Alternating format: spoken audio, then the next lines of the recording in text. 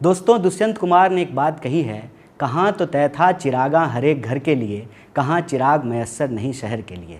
यह बात मैं इस कॉन्टेक्स्ट में इस्तेमाल कर रहा हूँ कि आज के दौर को डिजिटल दौर कहा जाता है।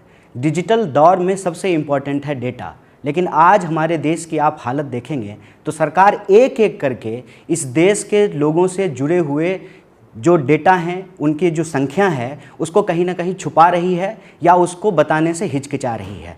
क्या कारण है इसका? इसका कारण ये है कि सरकार अपनी नाकामियों को छुपाने के लिए देश को नहीं बताना चाहती है कि इस देश में बेरोजगारों की संख्या कितनी है।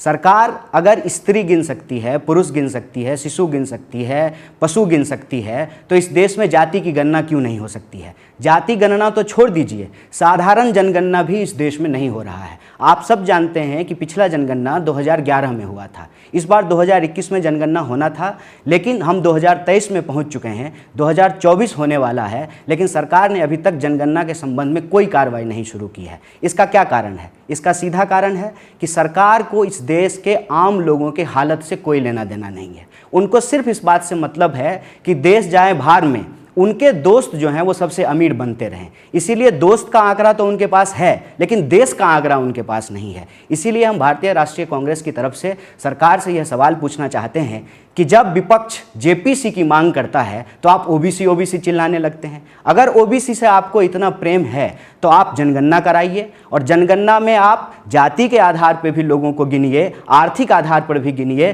सामाजिक आधार पर भी गिनिए। और ये गिनना इसलिए ज़रूरी है, जब देश को यह मालूम ही नहीं होगा कि हमारी संख्याएं कितनी है, जाति के आधार पर लोगों की हालत क्या है, आर्थिक आधार पर लोगों की हालत क्या है, सामाजिक आधार पर लोगों की हालत क्या है, तो कल्याणकारी योजनाओं का निर्माण कैसे होगा। इसीलिए भारतीय राष्ट्रीय कांग्रेस का मानना है कि इस देश में सांख्यिकी आयोग बनाया गया है। सांख्यिकी आयोग का काम है देश के बारे में डेटा इकट्ठा करना। इसीलिए सरकार जनगणना भी कराए, जाति आधार पर भी कराए, आर्थिक आधार पर भी कराए, सामाजिक आधार पर भी कराए, और इस गणना की जो रिजल्ट है वो देश के सामने प्रकाशित करे, ताकि देश को पता चले कि देश की वास्तविक हालत क्या है।